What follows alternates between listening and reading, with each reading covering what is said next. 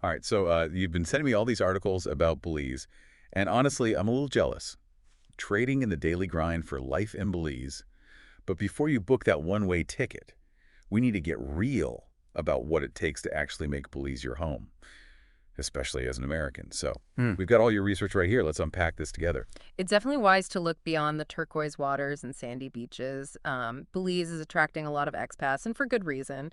But like any move, it comes with realities. Okay, so first things first, why Belize?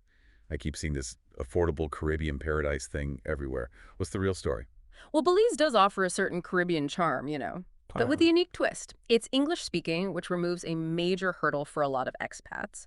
The political climate is relatively stable, and the natural beauty is undeniable. But the affordability factor is a huge draw, especially compared to, say, the Bahamas or the Cayman Islands. Yeah, and it's so easy to get back to the States if you need to. Direct flights, relatively short hops. Some people even drive back and forth. That's got to be a big plus if you're worried about being too far from family. What about the cost of living, though? I saw one example that said a couple could live comfortably on $2,500 a month in Ambergris Sky. Is that realistic? It is, but comfortably is subjective. That budget would probably get you a decent rental, groceries, utilities, maybe some dining out. If you're picturing a lavish lifestyle, you'll need to adjust your expectations or your budget. Right. Gotta keep it real. So you mentioned Ambergris Sky. That seems to be like the expat hotspot. What other areas are popular? Ambergris Kai is definitely the most developed, but it's also the most expensive. You've got Kai Kalker nearby, much more laid back, almost a backpacker vibe. Then there's Placencia on the mainland, known for its beautiful beaches but quieter pace. And of course, the Cayo district inland. If you're more into jungles, Mayan ruins, that kind of adventure. You're speaking my language. Okay, so location check, cost of living check. Now, one thing that really caught my eye in your research was this retirement haven angle. Belize seems to be rolling out the red carpet for retirees with this qualified retirement program, the QRP. What's the catch? The catch is that it's not a free pass to permanent residency, though it does make life easier for retirees. To be eligible for the QRP, you need to be over 40 with a monthly income of at least $2,000 from pensions, social security investments, things like that. And what perks do you get with this QRP? Lay it on me. Well, for one, you can import your personal belongings duty-free, which can save a significant amount of money. Then there are the tax breaks. No taxes on income generated outside of Belize. Plus, you can buy property pretty easily, so you can see why it's attractive for retirees. Okay, this is starting to sound tempting, even for someone like me who's a few decades away from retirement. hmm Speaking of taxes, I kept seeing Belize referred to as a tax haven. That gets my attention, but it also makes me a little skeptical. What's the reality of the tax situation in Belize? It's true that Belize has a very favorable tax system, especially for those with foreign-sourced income. There are no capital gains taxes, no inheritance taxes, and the property taxes are very low. But, and this is a big but, the government is primarily interested in taxing income generated within Belize. So if you're working remotely for a U.S. company, for instance, you'd likely avoid a lot of Belizean taxes. Exactly. However, you still need to be aware of things like stamp duty, which is a tax applied to property purchases. It's a percentage of the property value, Yeah. and it can be a considerable expense. Okay, good to know. We're getting into the nitty-gritty here. Let's say you've fallen in love with Belize and are ready to take the plunge. What's the deal with visas? What do you need to do to make this move official? Well, as an American, you can initially enter Belize on a 30-day tourist visa. And it's usually pretty straightforward to extend that for another month or two. But for a more permanent move, you'll need to look into temporary residency. So you can't just decide to stay indefinitely on that initial tourist visa. Not really. You'll want to get things in order for a longer stay. Temporary residency is typically granted for a year and can be renewed. Then, after a year of temporary residency, you can apply for permanent residency. And I'm guessing there's some paperwork involved.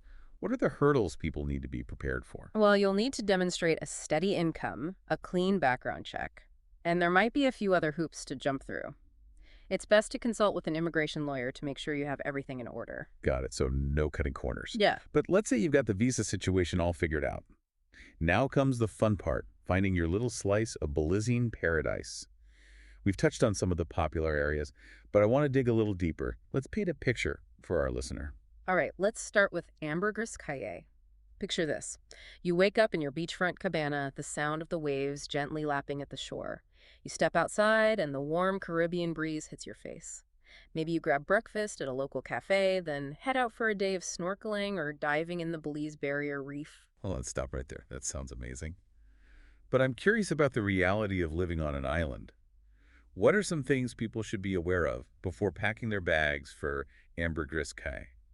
Well, island life isn't for everyone. Things move at a slower pace, which can be a blessing or a curse depending on your personality. And while Ambergris Caye is the most developed island in Belize resources, can still be limited compared to what you're used to in the So U.S. you might not find that specialty organic grocery store or that high-end boutique you're used to. Exactly. And while the healthcare on the island has improved in recent years, it's still not on par with major U.S. cities. For serious medical conditions, you might need to travel to Belize City or even back to the States. Okay, that's a crucial point for anyone considering a move like this. But let's say you're okay with a more laid-back lifestyle and the trade-offs that come with island living. I'm picturing Ambergris Caye as having a pretty vibrant social scene. Oh, absolutely. There's a thriving expat community, plenty of restaurants and bars, always something going on. But if you're looking for something even more low-key, Cape Caulker might be a better fit. We briefly mentioned Kay Calker earlier. What's the vibe there? Think barefoot luxury meets bohemian charm. It's a small island only about 5 miles long, and the motto is go slow. Golf carts and bicycles are the main modes of transportation, and you'll find more backpackers and budget travelers than luxury seekers. So a different kind of paradise. But what about our listener who's craving a bit more adventure? We talked about the Cayo district, the mainland area with rainforests and Mayan ruins. Where do expats tend to settle in that region? Placencia is a popular choice.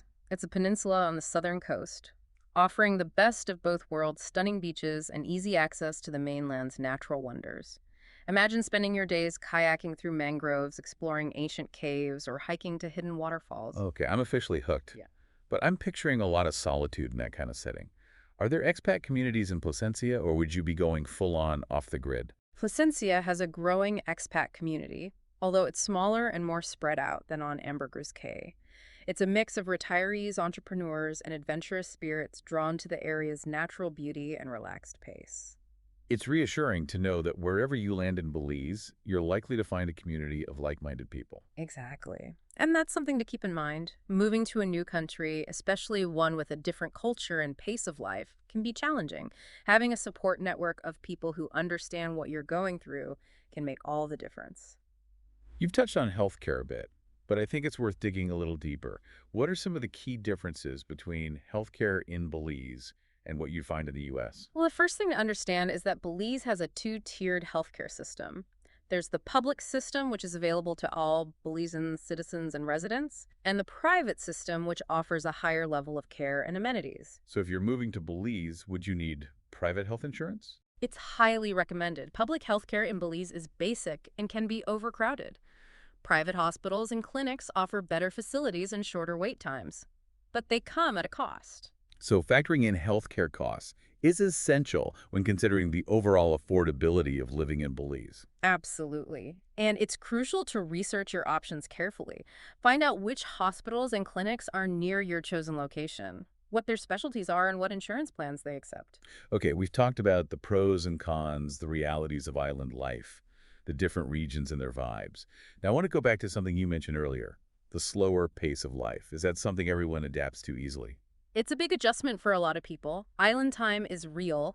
Things move at a slower pace. And you might encounter a more relaxed attitude towards punctuality and deadlines. I'm imagining that can be frustrating for someone used to a fast-paced, get-it-done-yesterday kind of lifestyle. It can be. Patience is key. And if you're someone who thrives on constant stimulation and a jam-packed schedule, you might find the tranquility of Belize a bit too tranquil. So it's all about finding the right fit. Exactly. Belize offers a unique blend of beauty, affordability, and a slower pace of life. But it's not a utopia. There are challenges, trade-offs, and adjustments to be made. We've covered a lot of ground here. But before we send our listener off on their fact-finding mission, I want to bring it back to them. Imagine yourself waking up in Belize a year from now. What does your life look like? Are you strolling barefoot on the beach, feeling the sand between your toes? Are you sipping your morning coffee, listening to the sounds of the jungle? Or maybe you're exploring a local market, chatting with friendly vendors, picking out fresh produce for a delicious Belizean dinner. It's a powerful exercise, isn't it? It forces you to get specific, to move beyond those vague daydreams and really consider what your everyday life in Belize might look like. And that's what we've been trying to do in this deep dive, to provide a realistic, insightful glimpse into what it actually means to move to Belize.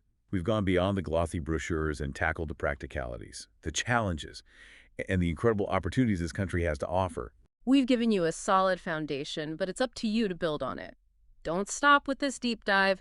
Delve into those government websites. Explore expat forums, read blogs from people who've already taken the leap, absorb their stories, learn from their experiences, and let those insights shape your own vision. And hey, while you're at it, share that vision with us. We're dying to hear what your Belize dream looks like. Find us on social media, and let's keep this conversation going. It's been a pleasure exploring Belize with you.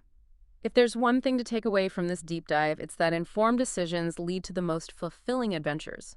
So do your research, trust your gut, and if Belize calls to you, answer that call with confidence. Until our next deep dive, keep exploring.